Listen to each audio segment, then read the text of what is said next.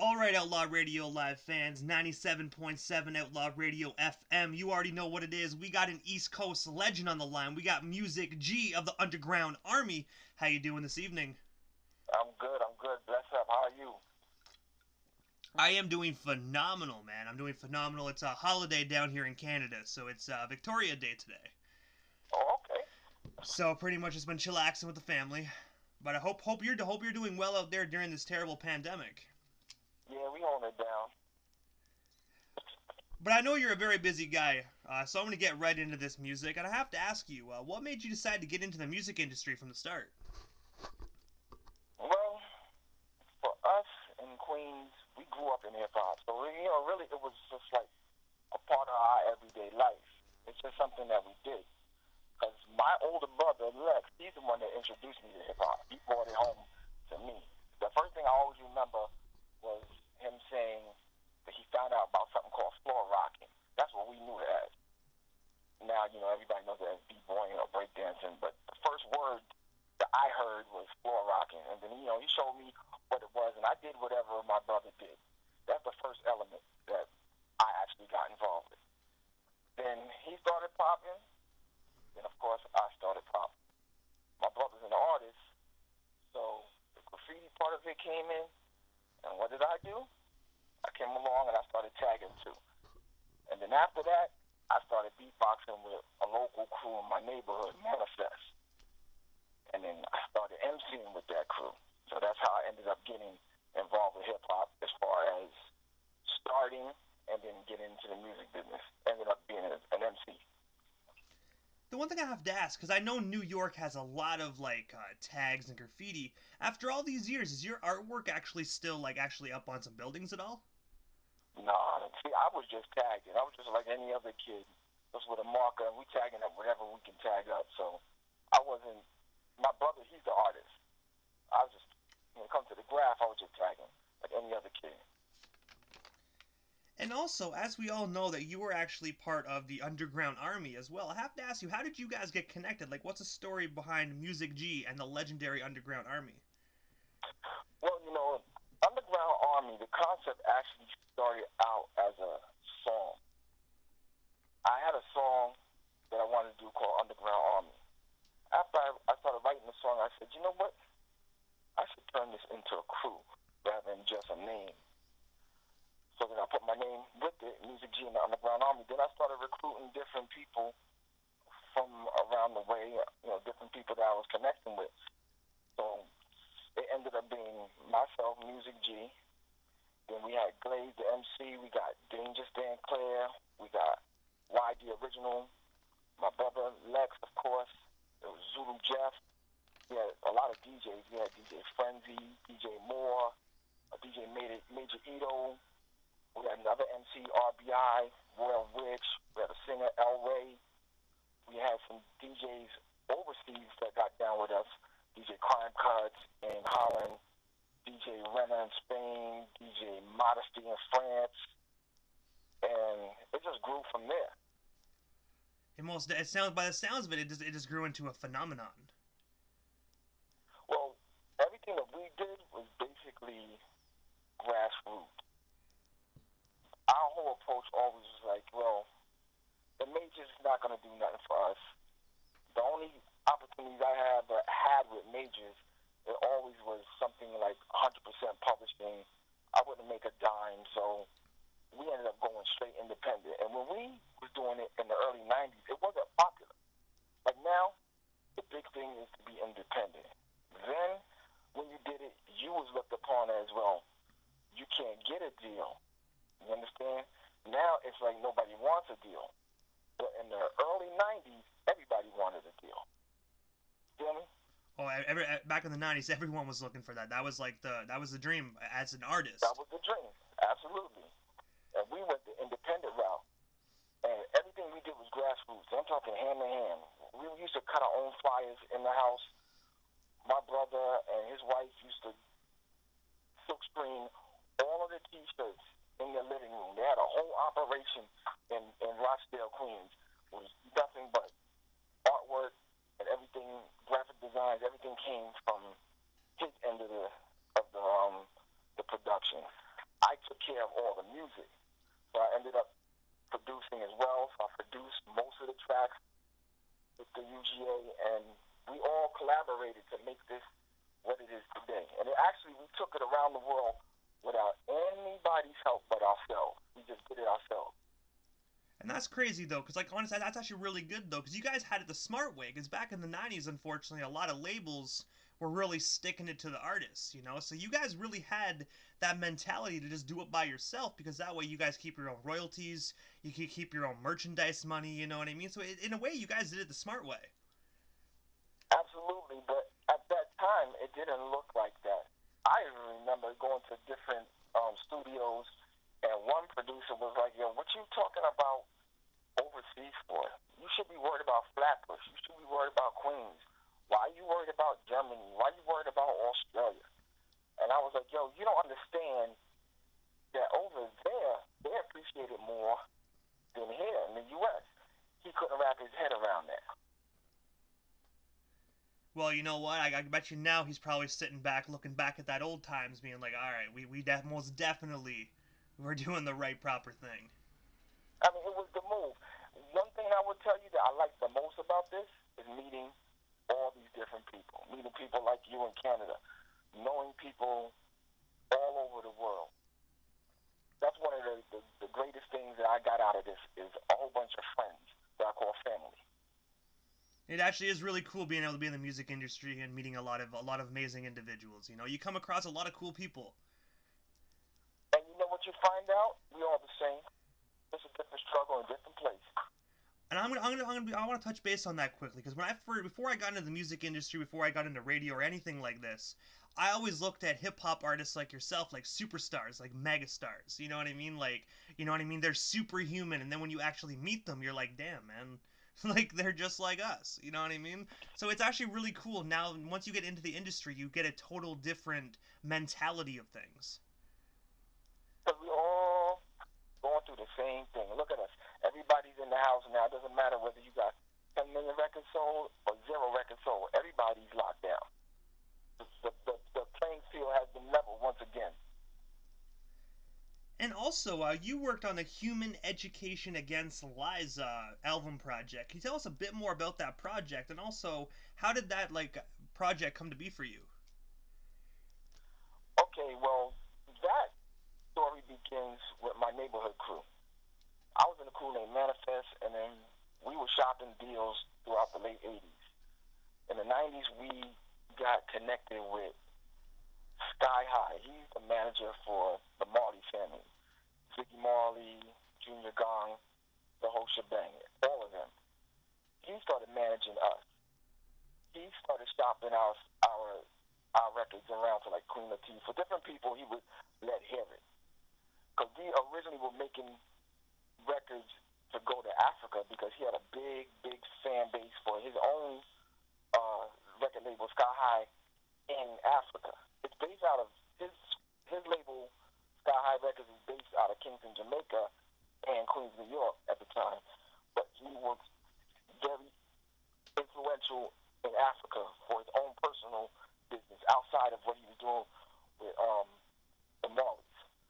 So we started making records because we was basically planning on going on a tour of Africa. That was the plan. Next thing you know, one of the records, out of a lot of records that we was doing, he was paying for all the studio time and all the big studios we was going recording under his label. He let KRS hear one of the records that we was doing. KRS heard the record. He was like, "Yo, I gotta get this on my album, this new album I'm doing. It's closed, but I'm opening it up just for this record." Because Heel was done. He heard the record and he's like, "You know what, I'm opening it up and I'm putting it on Human Education Against Lies." And that's how it ended up being on Electra Records. And on that record, it was star-studded. It was Run DMC was on there, LL, Ziggy Marley, Big Daddy Kane, Queen Latifah. Everybody was on that record. So for us to get on that, it was a big deal. Oh, by the sounds of it, man, it sounded like just like an East Coast overload, man, of all the megastars. Yeah, it was right after Self Destruction. Then that next big project that he did was Heal. opinion, that's like the last big conscious record, all-star kind of record. After that, the industry just went left. And I have to ask you, with Queen Latifah, did you ever get the opportunity to meet her, or like were you in the studio with her at that current time? Mm-mm. The misconception is that I was in the studio with these people. The record was already done. So when he got the record, he asked, us for the masters, all this, that, and the third, and then he put it on there. But we didn't really have any interaction with anybody that was on that record. And that record came out in '91 on Elektra Records. And during that same year, he also, Sky High put out a album called Mau Mau Jungle, which had Tony Rebel, Mad Cobra, and I was on that record too. I had like 3 records on there. Then he also put out another record in '92. It was called What Kind of World. That was a 12-inch, and that was by Enzo Crippleton of the Meditation. Anybody that knows roots and reggae would know who Meditations are. So I was on that record in '92. So between like '91, '92, '93, that was more of me before the Underground Army started. I was just me with all these other projects. And aside from being a hip-hop artist as well, you also worked on production for the well-respected Underground Roughhouse video show, hosted by Uncle Jesse Barnes. I have to ask you, what's the story behind that, and how did you actually get into production?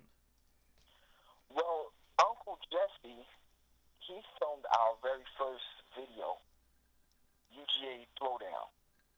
I need to get that back up on the internet because right now I can't find it. But he directed that video.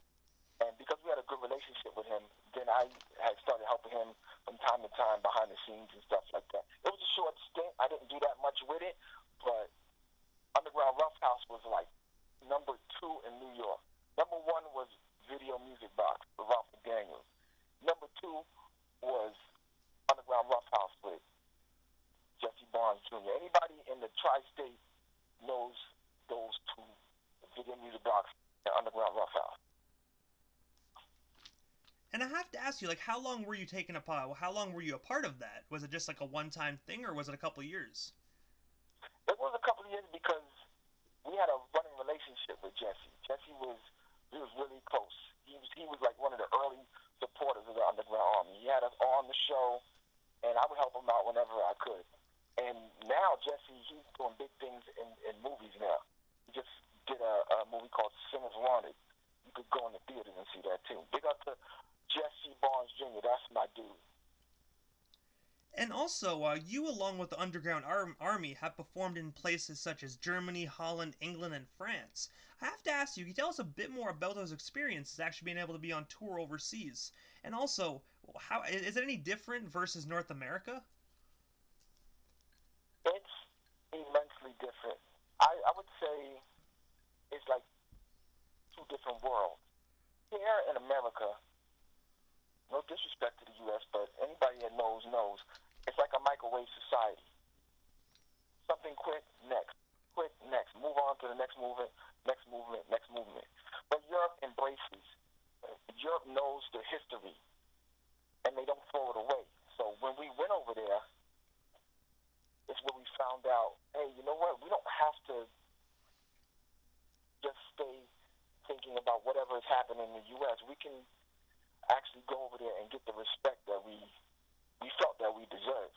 Because in '98, that's when we first started putting out our own records. So the first record that we put out in '98 was a single called Rock On, and the back of it was No Games. Rock On, we had sampled Jimmy Jam and Terry Lewis record Encore, and that was by Cheryl Lynn. And we cleared that record and everything by ourselves. We didn't have no label, nothing. We cleared that on our own. And that was mixed by Shane Faber. His credits is like Digital Planets, De La, Tribe.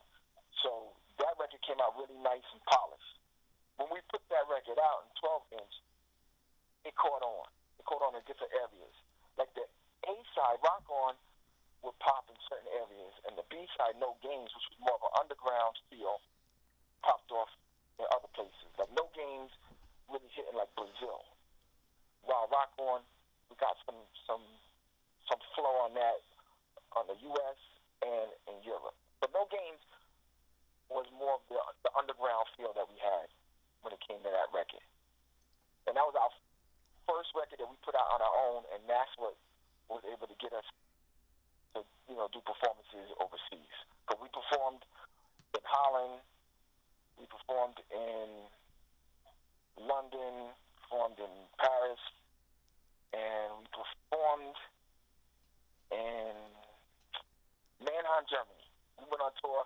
It was Underground Army, Wonder Twins, DJ Chili E. He was the one that sponsored it. Poop Productions, Capital G, and the Defiant Ones. That was the lineup for that. Sounded like one hell of a phenomenal lineup. It was one of those things where we had culture shock. Because when we went over there, it was like the clubs were huge. They had green rooms with chefs. Like, when we got there, they was like, all right, what is it? This is the menu. What is it that you want to eat? Back over here in the States, we didn't get any of that. We lucky we do lounges and, different things like that. But the type of venues that they have over there, to me, is like, whoa. I understand why some artists end up just picking up and moving to Europe. I totally get it. And you also performed at numerous Zulu Nation anniversaries. I have to ask you, tell us a bit more about those particular experiences, and also, how did you get connected with the Zulu Nation? Well, we performed at maybe 2 or 3 Zulu anniversaries. Our affiliation with Tools of War, that's Pop Master Fable and Christy Z, we were on their roster, so being on their roster allowed us to be able to get connected with the Zulu performances. So that's really how I came in being a Tools of War roster artist. And do you still have affiliations with them, or was that just for the anniversaries? Well, with Fable, or you talking about with Zulu? With Zulu, sorry. Oh yeah, with Zulu, we cool with them. I did. I think it was maybe 4 or 5 years ago. I did a Zulu anniversary out in Seattle. So I did the East Coast and I did the West Coast. And shout out to Ms. Music Girl, Zulu Radio up in Seattle. She hooked that whole situation up. So I guess technically we're still connected. And the one thing I do want to say is a shout out to Zulu Nation as well, because they do phenomenal work for their community as well. They put in so much work for not even just the homeless, but the unfortunate. They do a lot of work just for their community, so shout out to the Zulu Nation for sure. Yeah, shout them out because they keep the elements in hip-hop alive. If it wasn't for Zulu, I believe that most of the elements would have just got lost. But Zulu is like the foundation that keeps it there. Even to this day, the reason why any of this is still being documented properly, in my opinion, is Zulu. Oh, I most definitely agree. They most definitely are most definitely preserving the culture. Absolutely. And also, in 2003, yourself and the Underground Army released the album called The Underground Can't Be Stopped. I have to ask you, what's the inspiration behind that record? And also, is that album available on the internet for our listeners to purchase? Yes, it's available. You can get it on Spotify, all your streaming platforms. It's distributed through the Orchard Sony. So you can just look that up. You can definitely get it. The inspiration behind it was all the things that we had been going through and dealing with certain individuals in the industry that would kind of disrespect the underground, disrespect the indies, and just, if you weren't selling a certain amount of records, you wasn't nobody. You wasn't supposed to be respected. We were like, you know what? No matter what they say, no matter what they do, the underground can't be stopped. And we said we're going to make that project as a torch for the underground. But anybody in the underground, no matter if you have 5 records out there, 5,000 or 50,000 indies, that record was dedicated to anybody doing it independently. And to this day, the underground can't be stopped. Anybody that's in the underground scene right now will raise the flag on that one. Fact. I most definitely agree, and I have to say that album is an absolute banger from start to finish, man. I actually have a few songs currently in rotation on the radio station. The 3 tracks that you sent me when we first got connected have been in rotation on the station ever since, man. I love it. I'm digging it. Well, I appreciate you. Fun fact about that record: every kick, snare, hat, everything was sampled. There was no drum machines. Everything was sampled and programmed. Oh, nice. Every single thing, every little. And I couldn't even recreate. I could not recreate that today because when I would sample it, I would just throw the record to the side, so I wouldn't know where I got it from again. So I couldn't do it if I wanted to. That's also a good thing as well. That way you know down the road, say if you do like 5 or 10 different records, you won't be getting the same sample on another record. Oh yeah, because it was just little snippets, everything. Because I didn't, at the time, I didn't own a drum machine. Everything I did was with samplers. So if I needed a kick, I had to find a record for the kick. I had to find another record for the snare. Find another record for a hat. And if you don't mind me asking, with that record, how long did it take you to actually do all that? It took us about, I'd say about a year. Hey, well, you know what? Yeah. Sometimes when you takes a long time to cook something up, you know, it always turns out to be amazing. So I guarantee you that year was worth the wait. Thank you. I appreciate all the love, for real. Because, you know, a lot of times, you know, we do this, but we don't get the feedback when you're underground artists or independent. It's hard to get that feedback. People will like it, but for them to give it up and tell you, that's like a whole nother, it's like pulling teeth. And also, you were also a radio DJ as well. You hosted your own radio show called The Original B-Side on WBAI 99.5 FM. I have to ask you, what's the story behind that, and how did you actually get connected with your fellow DJ? Well, that whole situation was dealt with our ex-management at the time. It was our manager, and he had connections with a radio personality named Chet Jackson. Rest in peace, Chet Jackson. He had a radio show called The Night Flight, and we was basically part of The Night Flight. We started our own segment called The Original B-Side Show, and DJ Frenzy was on the decks, and I was the host. So we would bring a lot of records. We played The Far Ride, we played Mountain Brothers, we played a lot of records in that segment that was diverse. It wasn't just like East Coast Underground. We would play hip-hop, we would play some soul, we would play a little bit of house, and then we had something called the B-Side Flashback, where we would play like something that was old, and then if you could name anything from that record, we would send you like a B-Side Flashback pack, as we would call it. You get T-shirts and a whole bunch of stuff. It was really good. We had a good time doing that. Rest in peace, Chet Jackson. Forever, Chet J. All the way. And I have to ask you this, Music G, because podcasts and radio shows, they're such a huge phenomenon here in the year 2020. Do you think ever down the road you might revive that radio show, or actually maybe create another podcast, just kind of inspired by that? It's funny that you say that, because I've been throwing that idea around. I have a name of a podcast. I wanted to do it more, not really musical. I wanted to do it more as educational, for things that people need to know in general in life. So the podcast is going to be more of a help me. So, you know, when I finally get it together and you tune into it, I'm going to have different topics that like the everyday person wouldn't know. And it's a little bit of information for anything that will help them in their life. And the one thing I do want to ask you as well, because you are such a solidified individual, especially in the underground hip-hop scene, you know, even back in the 90s you were doing everything yourself. So I have to ask you, I think you are the perfect person to give some of these individuals some advice.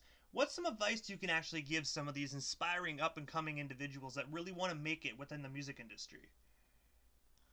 The first thing I would say is you need to be a person. Don't be a character.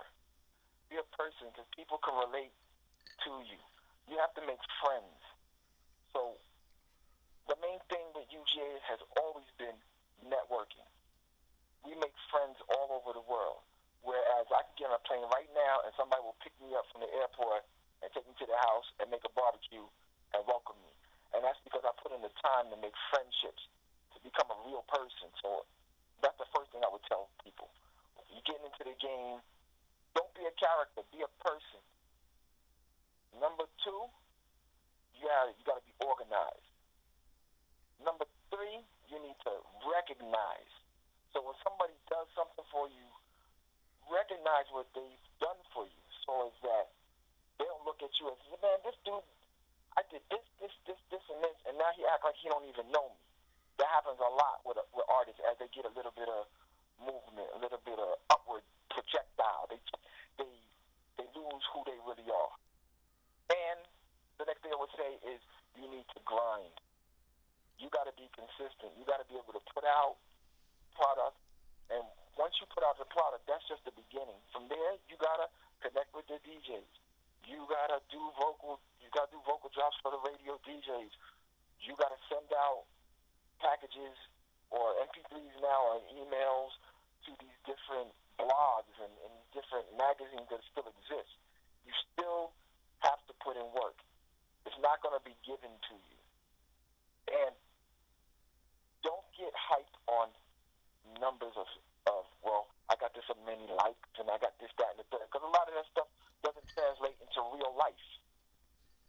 You got to be able to get in front of people and bring your brand so that person can connect to you.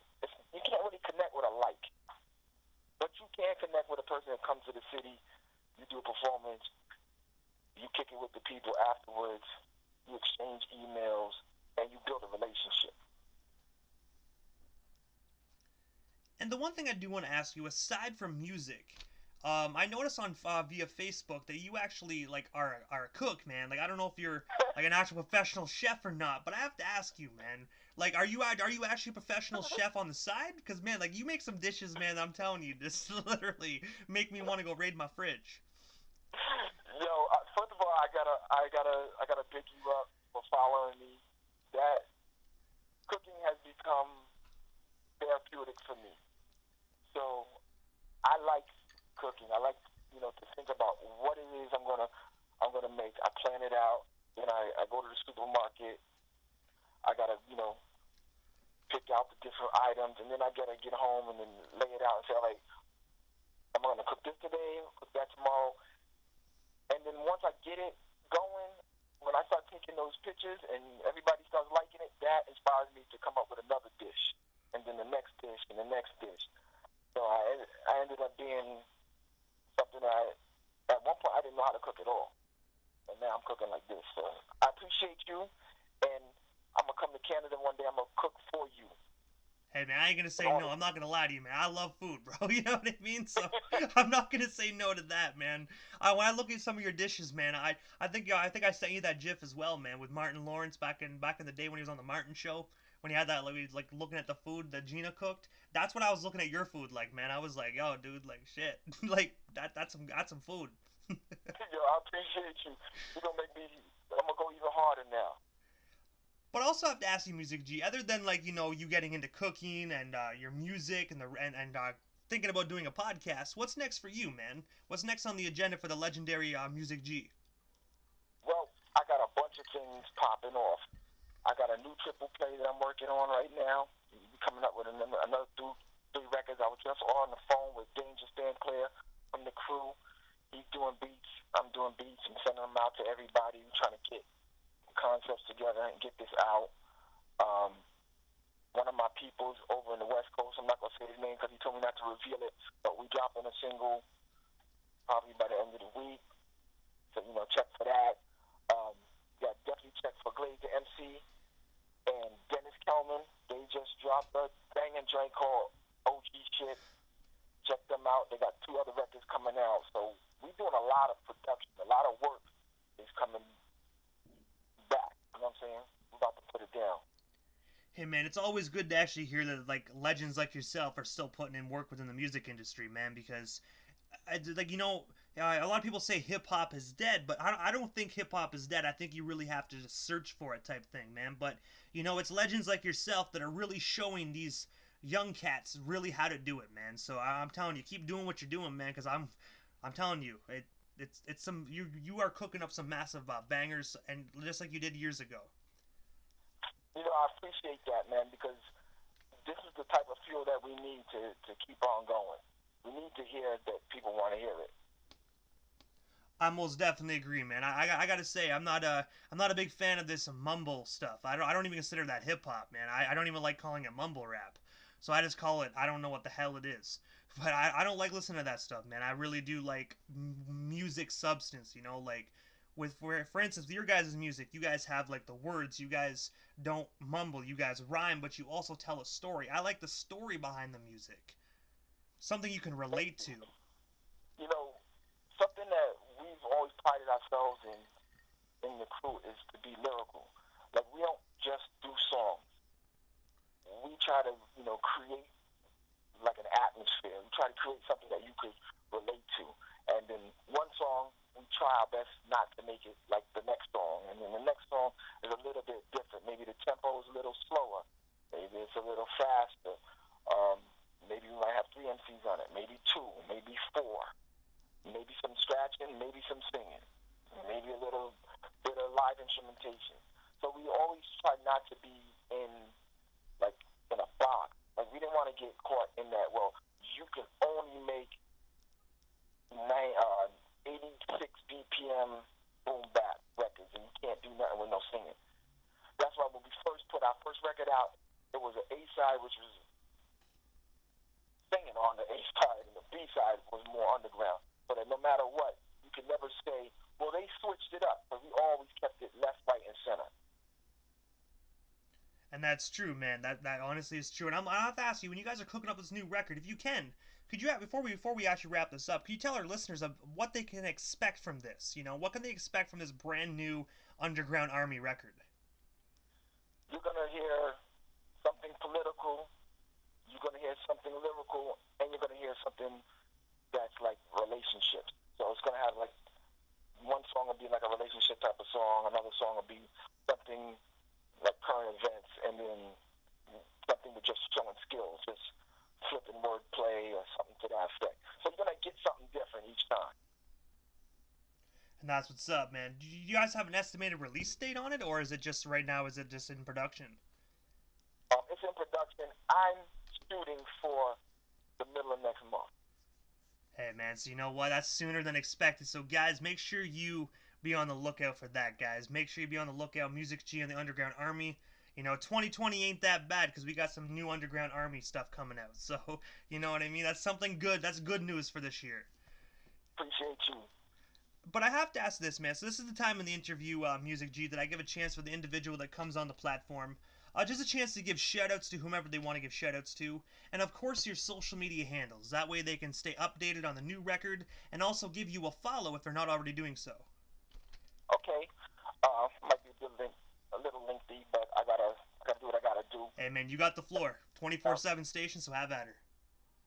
Let me see. Let me shout out my daughter Bailey, my son JR Generator, DJ Crime Cuts in Holland, DJ Renner in Spain, DJ Lethal Skills in Lebanon, DJ Modesty in France, DJ JS1 Rocksteady, DJ Barry King in London, John Wise in Oakland, DJ Pressure in Manchester, DJ Johnny Wishbone from the Hearst, DJ Gully from the Hearst, DJ Fat from Japan, DJ Soundwave from Chicago, DJ Miss Music Girl in Seattle, DJ Goldman up in Vancouver, DJ Mercury deep in the trenches. What up?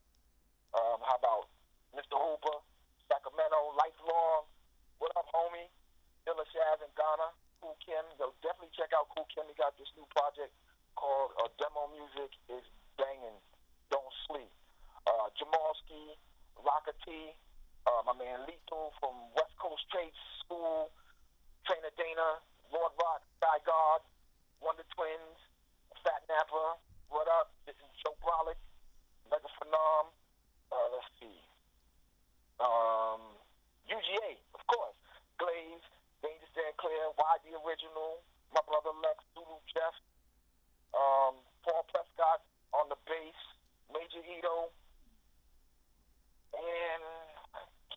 Anybody else? Oh, B-Boys.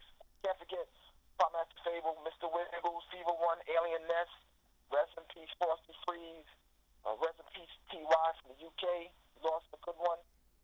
And that's about it.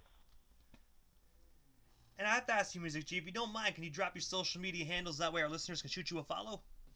Absolutely. You can hit me up on IG, Mikey Sparks, MikeeSparks